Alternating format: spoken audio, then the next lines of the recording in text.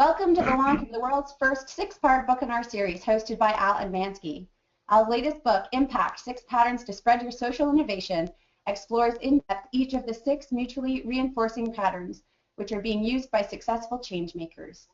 Each 1-hour session in this series, Al will focus on one of the 6 patterns identified in his book and interview the person who revealed the pattern to him, both through their convictions and their work.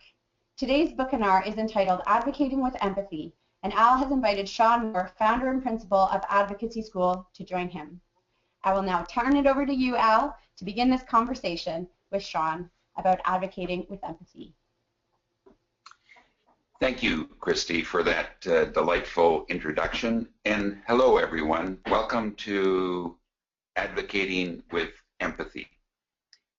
We need government. Government needs us. We need government because laws, regulations, policy, taxation, contracting, procurement, setting and enforcing standards, reallocating resources are all indispensable tools for achieving impact. So is government's distribution system, which is second to none. The government is in contact with everyone. We need government at its innovative best, particularly if we want its representatives to fulfill their roles as receptive social innovators. Government needs us, 1, to propose solutions, and 2, to help them become more innovative. Before we get into our conversation with our special guest today, I'd like to disclose my bias or my mindset. I believe the majority of people in government, either elected or as public servants, are good people. Proportionately, there are as many good, caring, creative people elected or working in government as in any other sector, profession, etc. It doesn't mean that we should let government off the hook, and it doesn't mean that we can't disagree with them, but it does mean, in my view, that we should advocate with empathy and become solution-based advocates. The reasons, I believe, will become clear in a moment as we get into our conversation with Sean Moore. Today's guest, Sean Moore, is a great friend of mine and a great friend of all those wanting to make the world a better place. Sean has advised people who have advocated or lobbied or are intent on influencing government in Canada, the United States, and beyond, and at every level of government. He is the founder of Advocacy School, which is a magnificent resource for all of those who either work inside government or work with government. And to speak personally, he has been the principal advisor during my time at Planned Lifetime Advocacy Network, particularly with regard to advancing the concept which ultimately became the Registered Disability Savings Plan. Sean, welcome. Good morning, or good afternoon, pardon me. I've lost track of my time zones. Well, people will be listening live, but also people will be listening to this on recording. So it could be any time of the day or night, virtually anywhere. Sean, my first question to you is, what do you think of that notion of advocating with empathy? Well, I love the framing of it because it speaks to me to the what I think are some of the essential features of effective advocacy.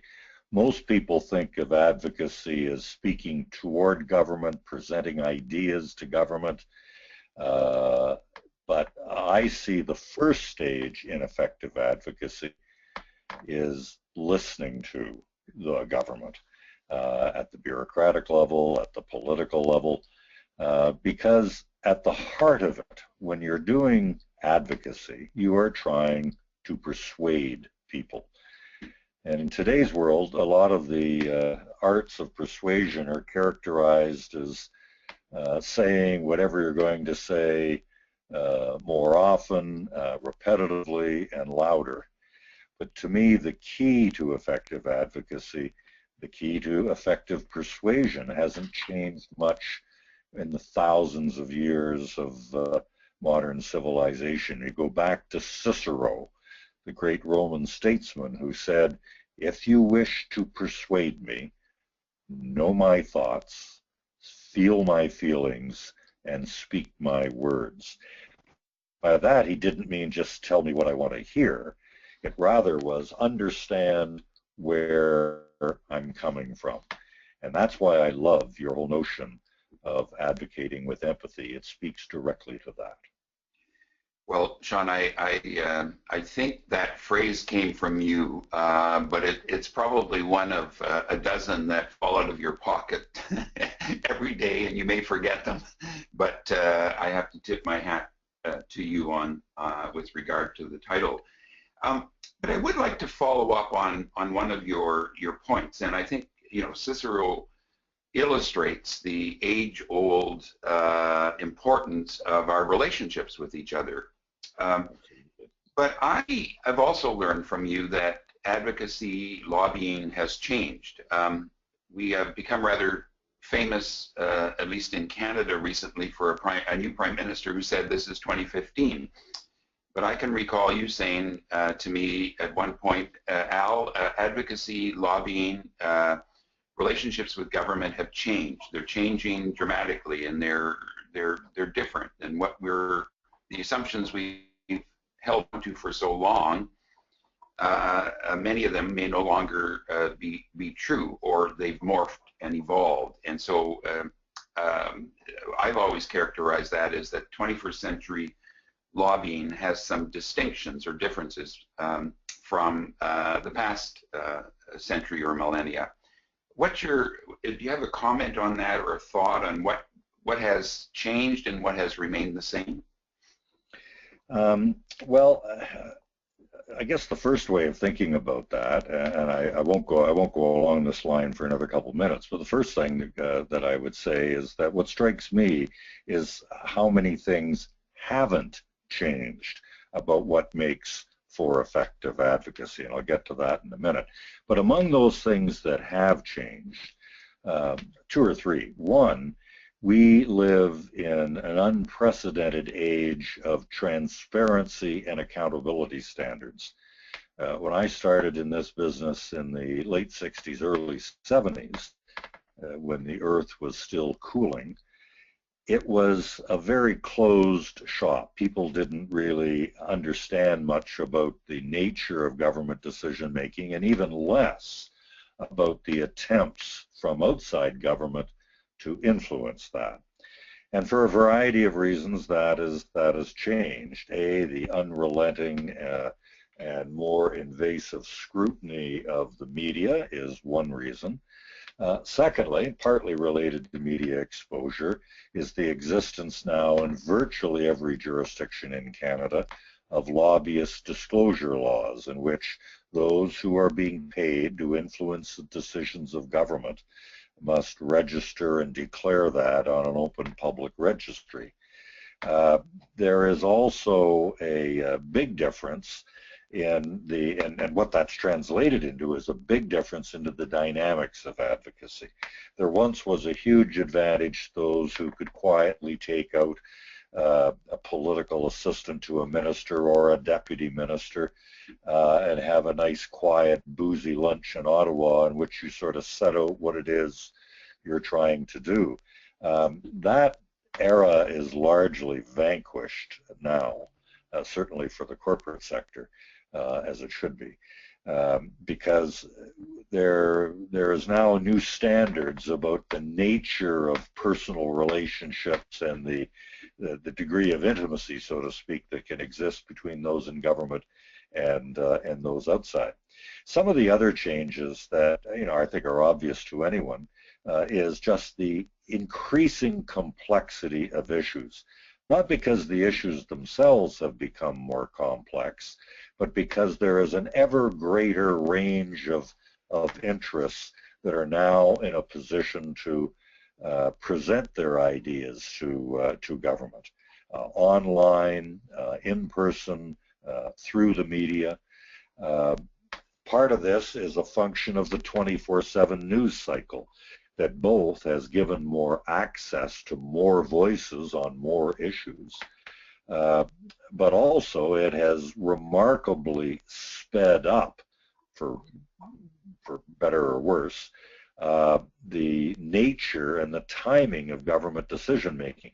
When you have, back in the day when I was a young reporter, there was one deadline a day for newspapers, maybe two if you had morning and evening papers, and there were 2 or 3 deadlines for broadcast news because there were only a couple newscasts a day. Well, we're now in an age of 24/7 news, and as a result, the pressure on governments when things start happening is that much more intense and time sensitive.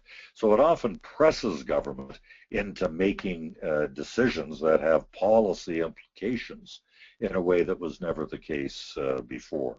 So a lot of these changes, both in process and substance, there has been in the last 15 years or so a marked decrease in the number of people that serve policy functions in the government of Canada. Some governments have essentially done away with their policy shops, but they're thinner resourced now than ever, and that presents both challenges and some real opportunities for people who are trying to advocate from the outside. So Sean, I want to follow up on that last point you made. What would you say are the opportunities? So the context you've sketched is that many of our governments at all levels don't have as robust a policy research function as they used to, and your argument is that presents opportunities for us as solution-based advocates. Yep. What are 1 or 2 that come to your mind immediately? Well, first, let's just explore why that is the case. Some of it is just government cutbacks and spending, and they feel they need to be cutting back on all expenditures, including the policy shop. So there's a little bit of that.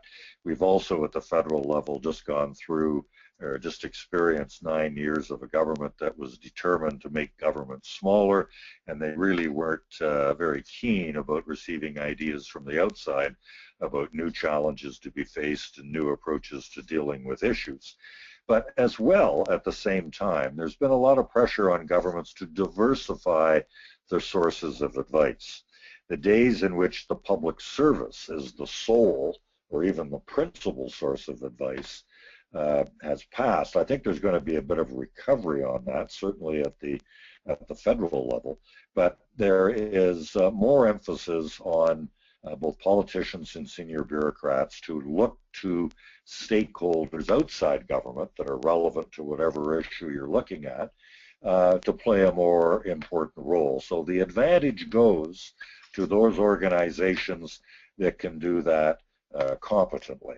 So to your question about what are the implications, in the work that I do, I refer to the importance of what I call do-it-yourself public policy. And by that, I simply mean that it is now more important than ever when you are presenting an idea to government, and it doesn't matter whether it's local, provincial, or federal, to go to the trouble of presenting that idea in a way that those in government can use it. There still is this tendency by people, and this is in the private sector as well as the nonprofit sector, to present their ideas to government principally with a big paper, like 25, 50 pages or more, defining the issue and more particularly what they want to have done. That only has limited value to people in government. What is a more useful way of presenting your idea to government is to find out what format that particular government uses, whether it, again, be at local, provincial, or federal levels, and frame your proposition to them using that format. So the one I oftentimes suggest for both provincial and federal government use is to look at what are called memorandum to cabinet or cabinet docs. And they set out, this is a format that's established by the government for how they want their own public servants to write up and present policy propositions. And that format's equally available to those outside government. But what you want to do is to be framing your proposition, framing your argument in a way that responds to the way those in government have to look at issues. And a lot of people don't do that. They will write everything from a long brief to a 2 or 3 page memo just presenting their particular proposition rather than presenting it in a way and in a format that those in government can use. Never underestimate, if your work is well done, what the temptation will be for those in government to cut and paste your description of the issue and your proposition into their own documents. And that's one of the things one should try to do. But at the heart of all this is understanding from the beginning, or as early as possible, how those in government look at the issue. And very often, more times than not, the vast majority of times, organizations don't do that, and as a result, they end up presenting information and speaking in a language that doesn't really do much at influencing those in government.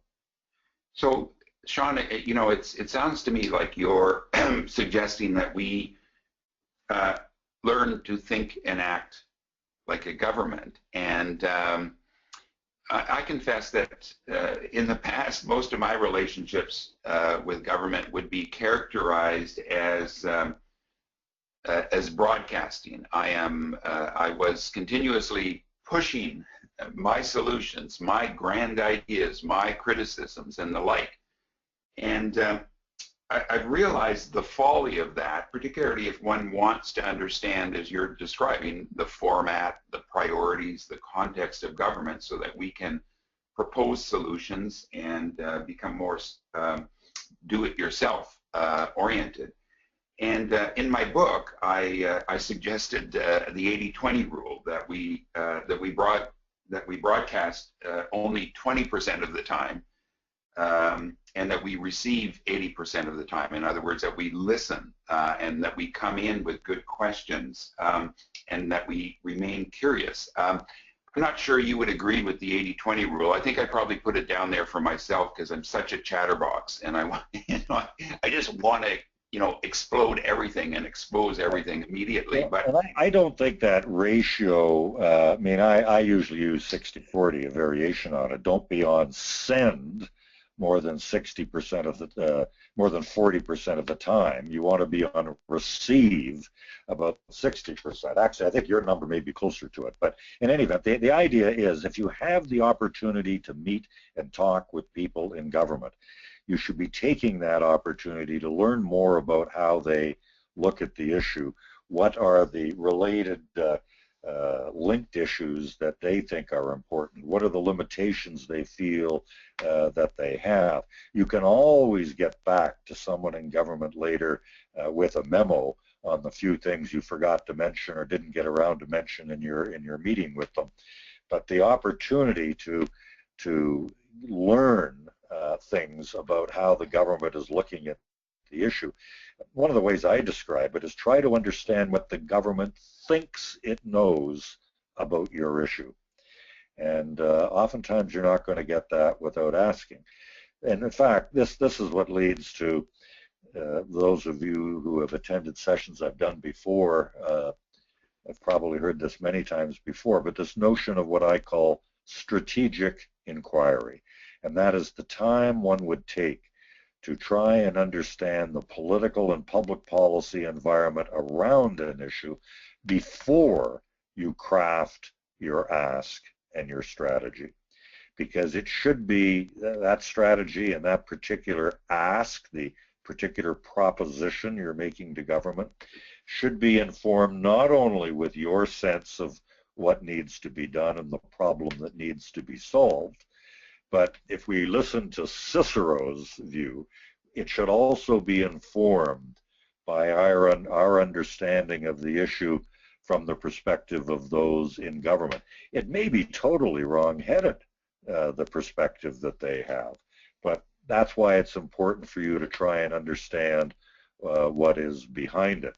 One of the things I talk about is how important it is when you're in an advocacy effort and you're not getting much of a positive response, it's important to try and understand what I call the many sounds of no. In other words, what is it that is behind whatever resistance you're getting? The most common sound of no is no response at all. But there are other types of response you might get. Some people will say that's not our government, that's not our department's responsibility, in which case that can be some useful information to redirect you to where you should be going. They may say we don't have money in the current budget. That's not the end of the world unless you have an immediate current need. It just says that maybe you need to try again next year. The one I like to hear the most is we can't give you an answer because we haven't thought about it very much, which to me is an invitation to help them think about it. But part of what you need to do that is to understand how they see it as being linked to other things. So this approach to strategic inquiry I talk about is simply put a focused, limited time effort to seek out advice from those around the people you are trying to influence. So let's say it's a department and you're hoping to ultimately meet the minister or the deputy minister. I would suggest even before you craft your ask that you should spend some time talking to some of the staff in the minister's office, the policy people, ideally some people in the department itself. I always try to target that person who we have reason to believe is going to be writing the briefing note to the minister on the issue. Because you need to realize you don't get in to see ministers or even deputy ministers or many officials or many MPs without somebody writing a briefing note explaining to that person that you're talking to who you are, what the issue is, and what the government's background on it is. They just don't have meetings without doing that. So, and in fact, that's one of those do-it-yourself public policy things that are important to do, be able to craft a 1 or 2 page briefing note setting out what it is you want to talk about. But the notion of strategic inquiry is seeking advice. This is the operationalization of advocating with empathy, in your term, Al. What you want to do is try and understand where the government's coming from, how this might be related to other issues, what are the problems that they see with the system or the laws that currently exist. Admittedly, it's been hard to get that out of certain federal officials the last couple of years. We're already seeing evidence that that's changed. But even at the provincial level or the local level, it's a good way of starting a relationship and a discussion with people in government, not necessarily telling them how you think they should organize their work and what they should do, but having the humility to ask for advice. Advise us, please, on how you and others in the government look at this issue. Advise us, please, on how this decision ultimately gets made. Advise us, please, on what is the public policy context in which you're looking at this issue. Advise us, please, on what you think the politics of this issue are at this particular level of government. It's a lot easier. It's like being at a cocktail party and trying to make small talk. One of the best ways of doing that is to ask people about themselves. Ask them about what they think. I used to be a shy guy, and that's how I got out of it. People like talking about themselves and what they think a lot easier than asking them to defend a particular position that they may have, or to give them your view on what they should be doing. So, Sean, it's reminiscent for me of the folks at Plan who, you know, kind of have reframed a lot of what you're talking about, and they actually call it relationship-based advocacy, and it strikes me that that's in many ways what you're talking about. It's very, very, very helpful to understand some of the details of strategic inquiry. I know that you have much more specific information on that, and I'm going to draw the reader or the listener's attention to advocacyschool.com, which is a repository. .ca, actually. Advocacyschool.ca, which is a great repository of further information, links, and the like. Sean, before we proceed, I'd just like to remind our listeners that to please send your questions in via the chat box. I'd love to read them, and I'll definitely fold them into the conversation. But Sean, I want to follow up on one of the points that you've made here, because you've referenced more kind of national influencing and to some extent provincial, but many of our listeners are working on, you know, private or personal advocacy issues that involve an individual or a family, or many of them are working on issues that are related to local school boards or local councils or local governing bodies. And I know that you often advise folks in that realm. So I just wonder if you could just speak briefly to the value of strategic inquiry in those circumstances and settings as well. Well, I do believe that this notion of seeking advice and trying to understand where the targets of your advocacy are coming from is relevant not only at all levels of government, but in dealing with any other body or any other individual. To gain some insights, anyone you're trying to influence, it just helps a lot to understand where they're coming from and what their realities are. Even though my wife and I don't have children, we did have a 17-year-old live with us for a year a couple of years ago to do her grade 12. And it started off a rather difficult relationship. But one of the things that we did to try and deal with her more effectively was to spend more time trying to understand where she was coming from on issues. It was a way of getting her to open up so we could understand a little bit about what made her tick. So even at the individual level, I think it's a very important thing to do. But it's so counterintuitive to a lot of people who believe that when you're trying to influence someone, it's all about making an argument. And while that's important, what constitutes a good argument, I believe, can only be constructed when you know something about the person that you are trying to advocate to. This is not a new idea. In fact, the principles of effective negotiations often include the need to try and understand what the goals and the aspirations and the needs of the person you are trying to influence. One of my heroes is a Chicago social activist who started a remarkable organization that ended up giving the first job to the guy who's now President of the United States. That fellow was Saul Alinsky, a social activist in Chicago who's been the source of inspiration for a lot of people. And he was with me when he said, if you want to communicate effectively with someone, you need to communicate within their experience. And so often people get that backwards.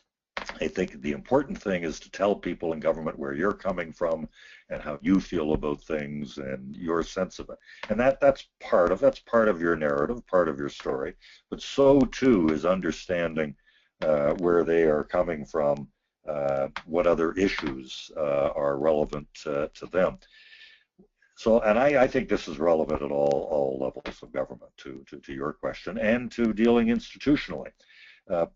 Increasingly, we are finding at Advocacy School, we are dealing with organizations who are trying to influence something other than governments. They're trying to influence the Law Society of Upper Canada. They're trying to influence a local community association. but I must say I've been in this business for 35, 40 years, and I don't understand how you can even begin to think about advocacy unless you really understand the people you are trying to influence. Thanks, Sean. Sean, let's. I want to move to one of the questions that has come in through the chat box, and I want to encourage people to send theirs in. No question is irrelevant, or no question is too specific that it wouldn't be of value to any of us in the creative art of public policy making. This one is from Angela, and her situation is pretty familiar to me.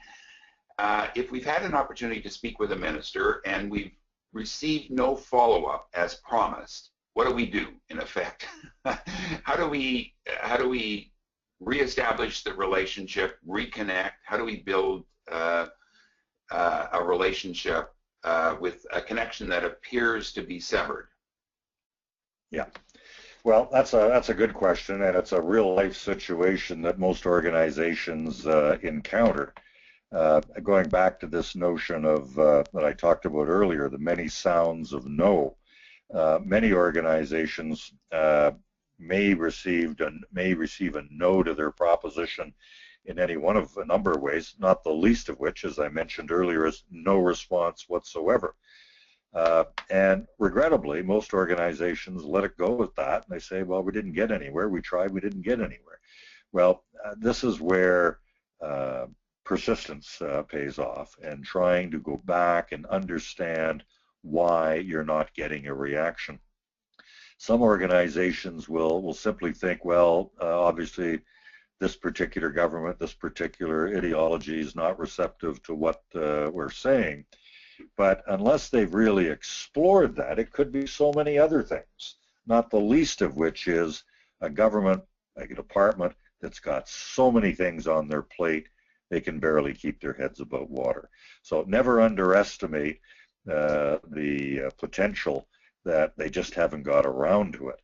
And in fact, that is one of the ways that busy governments with a lot of people trying to get them to do a lot of things, that's one of the ways they do triage on it. They just don't respond to a lot of them, and it's those that keep on coming back to them that they do respond, because they can probably count on all the propositions that end up on their desk that a substantial proportion of them, more than half, don't go anywhere because there's not been any follow-up from the proponents' side. So, and this is also why I think organizations need to think very strategically about the ask that they present to government. An example I use is that an organization may say, we want to end child hunger in Canada. That's their objective. And that's a grand objective, a worthy objective, but it's an aspirational objective. It doesn't speak necessarily to what are the 3 or 4 things that government can start to do now towards that aspirational end. And this is why, again, go back to this notion of do-it-yourself public policy. You have to be able to, as you suggested, come up with some possible solutions, because governments, they got a lot of things on their plate, a lot of competing views, and if you haven't taken the time to understand how those things are being received, you're going to be kind of flailing in the dark. But if you do make a point of following up, trying to understand how those in government are dealing with the issue, trying to understand the other things that that particular ministry or politician are trying to do. Maybe you should be refashioning your ask to make it part of another thing that's happening that they've already supported, or they've already indicated some support to. But again, I go back to this notion of the importance of asking for advice and trying to dig deeper into the political and public policy circumstances around the issue you're dealing with. You also may find that, and this is often the case, your proposition would probably be better received if it was part of a broader effort that's more than just, say, your organization. This is one of the challenges that governments have. They would prefer to deal with an aggregation of interests on a particular issue rather than dealing individually one-off with organizations, because it's oftentimes easier for them to take a broader view than to just deal with one particular organization. So, Sean, there's a number of gems in what you've said. One I think is not to take it personally if there is no response either immediately or at all, and again, to understand the context and to come back. And Angela, I think, understood that, because there was another half to her question where she asked whether she should come back, you know, more directively or curiously. And I think you would probably argue come back with curiosity. Yes. In the context of the relationship. But yes. You're also arguing that you know, that it's very important to be persistent, and so you keep going. Well, you and the RDSP are a classic example of that. You know, you had to go back several times dealing with different governments, and had you just stopped because you weren't getting the traction that you wanted earlier on, the RDSP would not exist today. In fact, I use that as an example all the time. One of those overnight wonders that only took, what, 9 years? Yeah, 9 or 10 or longer. So and someone else is asking this question about asks and how big the ask should be, whether you should consider bite-sized chunks. Well, I'm a big proponent of that, I must say. I call it, you know, the path of relentless incrementalism. So when you're talking about, you know, demanding the government of Canada end child hunger now, it helps if you can start off with a couple more modest scale initiatives that are all consistent with that broader aspirational objective. Especially if your organization has had not much experience, and the government hasn't had much experience dealing with your organization or this issue. Sometimes it's a lot easier for them to, well, and we see this a lot, pilot projects rather than big new programs as a way of thinking through what works and what doesn't work. So another way of looking at bite-sized chunks is think about steps in the process that have to be taken before a policy is adopted or a major change is effected. And you should be looking at doing some of those rather than expecting a major change at the outset.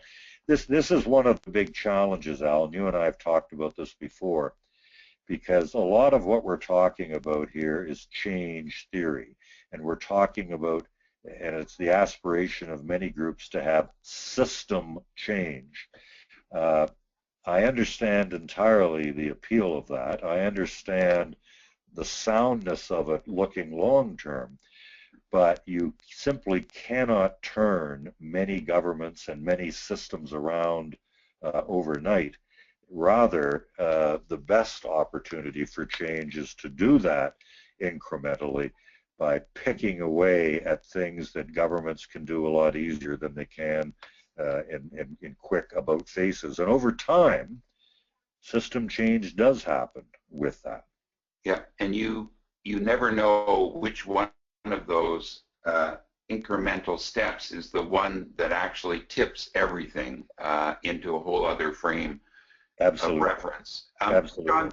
Sean, there's a very thoughtful question here from Brianna, and I'm going to paraphrase it here, but this is one that I think many of us have experienced as well. Is what do you do when you hear that the system or the government doesn't, their assumptions are faulty, and so they're not seeing the issue the way we see it? And I want to ask that question in two phases to it. One, is that a correct assumption to make, that governments don't have the same assumptions? Is that in your experience true?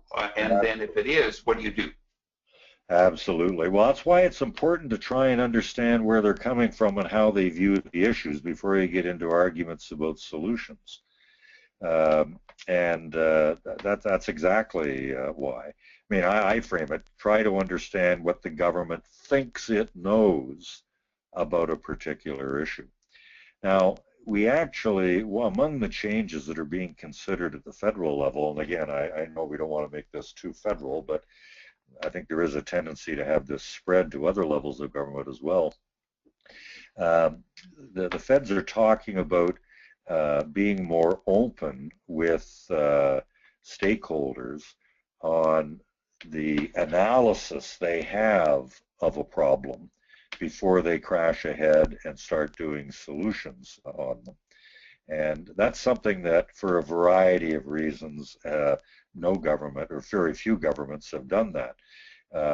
Oftentimes because of pressure from the public service saying, well, we don't want people, if we tell people what we're basing our decisions on, they'll just criticize us, rather than saying that maybe there needs to be some co-creation on the definition of what the problem is. And again, this is a very hopeful sign for those of you who are involved in social change. There is an increasing tendency for governments, local, provincial, and now at last the federal government, to engage in what is called public engagement or policy engagement. It's very different from the approach to consultations, which has dominated discussion over the last 25 years or so. The government goes out and has consultations on a particular issue, but oftentimes it's more of a communications measure on their part to make it look like they're listening, but a lot of fixed decisions are already made before they get to that. The approach to policy engagement, which we're seeing talked up a lot by the current government, is a situation in which you'd have government and stakeholders sit down first to talk about what the definition of the issue is that they're trying to deal with. So a much more intimate relationship between those in government and those outside government on thinking through the issues, thinking through how they're going to frame it, thinking through what some of the options would be, and then thinking through what the particular initiatives should be to deal with that. We're going to be seeing over the next little while a lot of experiment in that. You're seeing it a fair bit in the province of Ontario right now, and I'm seeing it from time to time in local governments. It's certainly more labor intensive for everyone involved, and even though a lot of people in the nonprofit sector would like to see more of that happening, what I'm not seeing happening is the capacity building within the nonprofit community so that they can really fully participate in these things. Because if you're going to have that type of policy engagement approach, it's going to take a different level of involvement than many NGOs and charities and good causes have been able to put into it in the past. Sean, I want to talk a little bit about this idea of a network of champions. You mentioned earlier the work that Plan and I and so many others did with regard to the Registered Disability Savings Plan, and there we worked with 3 different Prime Minister's offices and different political parties. I have found that because of having a big chip on my shoulder, I have burnt many relationships, destroyed connections with both the politicians and with public servants in my past. I've often been representing ideas to government who who I didn't vote for. I wasn't, I'm not a member of that party. In other words, I had needed help to be on my best behavior when I've gone in to speak with government, either at the public service level or at the political level. And I have found, particularly in the work on the Registered Disability Savings Plan, that my introductions have improved immensely by going into those meetings with people who are part of, I don't want to say the inner circle, but they're more friendly to government, or they're more comfortable. They may have known someone from a previous role or relationship, and this is not just on issues affecting people with disabilities, a range of issues from poverty to abuse to caregiving and the like. So I just wondered, this concept of having a network of champions, what does that mean to you? Well, a couple things. One, there's a workshop I do called When Bad Things Happen to Good Ideas, the 6 most common reasons organizations fail in their advocacy. The first one is they get their ask wrong. They've defined an ask with very little relevance and reference to the political and public policy environment they're dealing with. But another one of those 6 is they do not have a champion or sponsor within the government on their issue. An old friend of mine, a former deputy minister, once said, unless you and your cause and your proposition has a champion or sponsor inside the government you are trying to influence, that's God's way of saying you're asking for the wrong thing. In other words, you need that person to do those 2 functions that you talked about. Someone in government who can be frank with you and honest with you about what it is you're proposing and how commonsensical it is. And secondly, who can give you some advice and some encouragement on how to move the issue in government, quite apart from whether or not they are in a position to actually make a decision.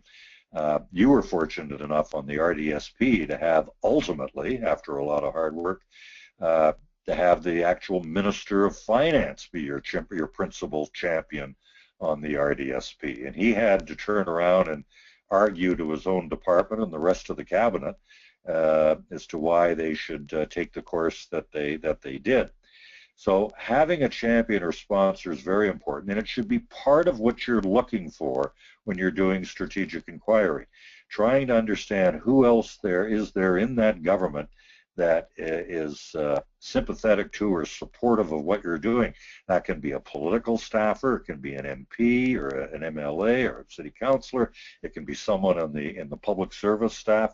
But if you can't find anyone who likes the idea that you're proposing, then that's a major problem. Second thing I would suggest, and it's a more practical thing as well, one of these things that if you're really interested in influencing a decision of government, you should really go to the trouble of identifying what I would call a key contact group, a key contact list, 4, 5, 6 people who are in and around. They may not be the decision makers themselves, unless you're in a very small government in which everyone knows everyone. You should be, if it's a decision that will be made by a department, you should be talking to a political advisor in the minister's office, a couple of bureaucrats, again, ideally, including someone who could be quite junior, who writes the briefing note. If it's for the minister, it could be someone in the Premier's office or the Prime Minister's office or even the Department of Finance. And what you're trying to do is get their take, their advice on how you should deal with that issue. It's a very practical way of starting a substantive relationship. And you're starting it not with lobbying them, you're starting it with asking for their advice on how you might want to look at that issue. That's the beginning of a relationship that hopefully you will then sustain. Ideally, you've made these contacts in government, have developed a key contact list, ideally before you need them. So on any issue you're dealing with, if you can imagine yourself dealing with a ministry or a city council, try to identify months in advance who the people are that are around that issue and make them part of an ongoing key contact list for you. If it's working well, you won't just have to phone them. You'll be on their list of people to phone when an issue comes up and they want some advice from the outside, or they want to just give you a heads up that you should know about something that's happening. Sean, I've just looked at the time, and my goodness, the hour is just about up. I have many more questions, and there's one that I wanted to ask you. I like asking all my guests, and that is, what is one thing that you used to believe about influencing government or lobbying or advocacy that you no longer believe? Well, one is when I started off working as a young consultant in the 70s. I was as starstruck as anybody was with the notion of cabinet ministers and the authority and the power that they had. But I quickly came to realize the wisdom behind what one former minister in the Clark government said. His name was Ron Atke. This goes back a long time. He is a minister who then went out to practice law afterwards. And he said, getting in to see the minister is usually the last gasp of a losing lobbying campaign. And what he meant by that was most organizations, especially corporations and large organizations, have this unbelievable self-confidence that if they can only get in and talk to the minister, he will see the wisdom of their argument. Well, what Atke is saying, and what I very much believe, have for a long time now, is that unless you've done that other work, unless you've talked to people on the minister's staff, unless you've talked to people in the minister's department, unless you've talked to several of the many other influencers or players around the system, you're wasting your time going in to see the minister. Because, in fact, one of the things that we need to understand that in a parliamentary system of government, I believe, and don't hold me to these numbers, but in general, I would say on 80% of the issues, 80% of the time, the minister is accepting the advice of his officials.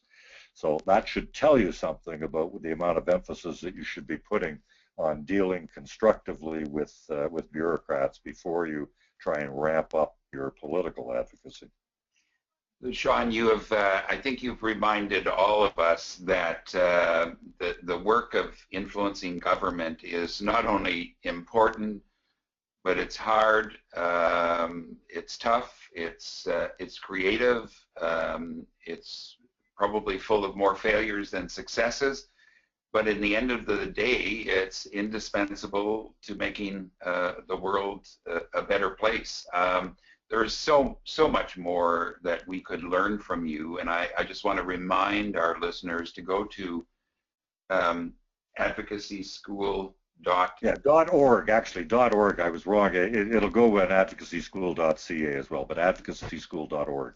I guess I'm glad that both you and I have got the final signature incorrect. Sean, on behalf of all the listeners, thank you so much for this session and for the continuous advice you provide us.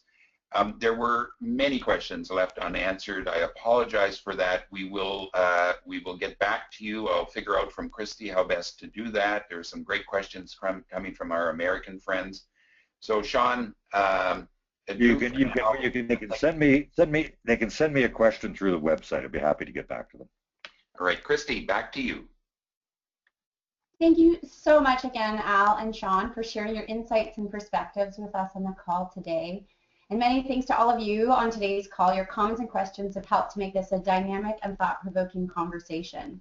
We will keep all of the questions that were asked today. We will send them along to Al and Sean, and perhaps Al is such a great blogger. Perhaps he could write a blog as a follow-up to this. I'd like to extend a big thank you again to our partners who helped make this series possible: BC Partners for Social Impact, Plan Lifetime Advocacy Network, Social Innovation Generation, ABCD in Action, and Ashoka. Last but certainly not least, we would like to thank our supporters: Human Resources and Social Development Canada, Maitreat Foundation, J.W. McConnell Family Foundation, and the Province of Ontario. As promised, in a few days, we will email you with links to the audio and other material related to today's call, including a code for your free download copy of Al's book. We also welcome your feedback on these calls, so please do email Tamarack to let us know how we're doing. We also encourage you to go online and register for the next Book in Our session. On Tuesday, January 12th, 2016, from noon till 1 p.m., Al will be joined by Bill Kelly, founding board member of Ashoka and strategic advisor to Stewards of Affordable Housing for the Future. We'll also be hosting the final 2 sessions later in January and in early February, so stay tuned for more information on those. Finally, we have some exciting events coming up in the new year, and we encourage you to visit our website at www.tamarackcommunity.ca to learn more and sign up for our monthly e-magazine, Engage. Thanks so much again, everyone. Have a wonderful day.